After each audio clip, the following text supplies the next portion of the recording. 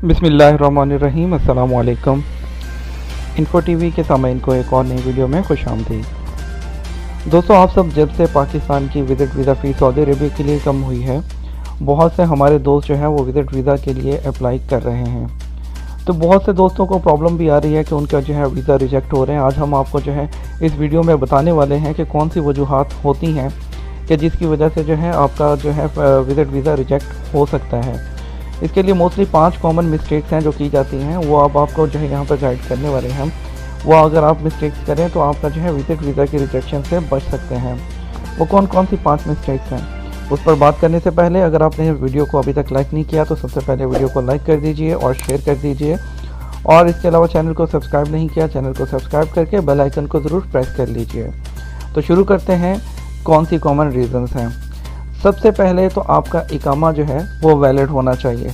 आपका इकामा कितनी देर के लिए वैलिड होना चाहिए? आपका इकामा कम से कम 3 माह तक जो है वैलिड होना चाहिए अप्लाई करते वक्त, यानी कि। और अगर 3 माह की वैलिडिटी नहीं होगी तो 3 माह की वैलिडिटी से पहले यानी कि उसके कम होगी तो आपका वीज़ा रिजेक्ट कर दिया जाएगा। तो इसलिए मेक श्योर कर लीजिए कि आपका इकामा वैलिड है 3 माह तक, यानी कि इकामा ख़त्म होने में 3 माह रहते हैं, फिर अप्लाई करें तो वीज़ा निकल आएगा आपका, ठीक है।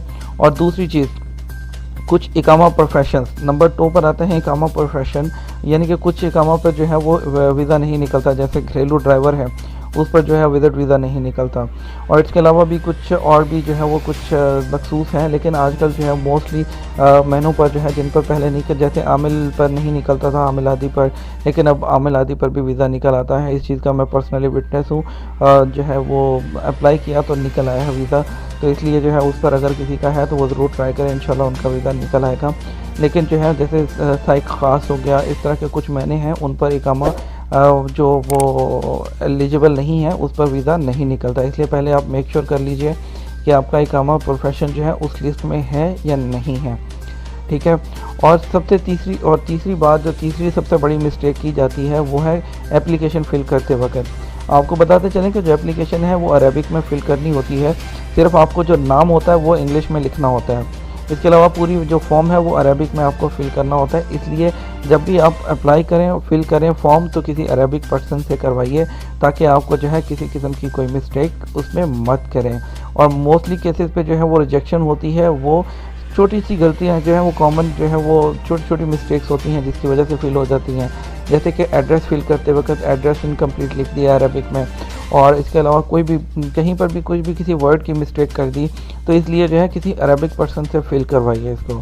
और नंबर 4 पर, हज सीज़न में आप कभी भी अप्लाई मत कीजिए, क्योंकि हज सीज़न में अगर आप अप्लाई करेंगे तो यानी कि जो फर्स्ट रमज़ान से लेकर फर्स्ट सफ़र तक अगर आप अप्लाई करेंगे तो चांसेस होते हैं कि आपका वीज़ा रिजेक्ट हो जाएगा।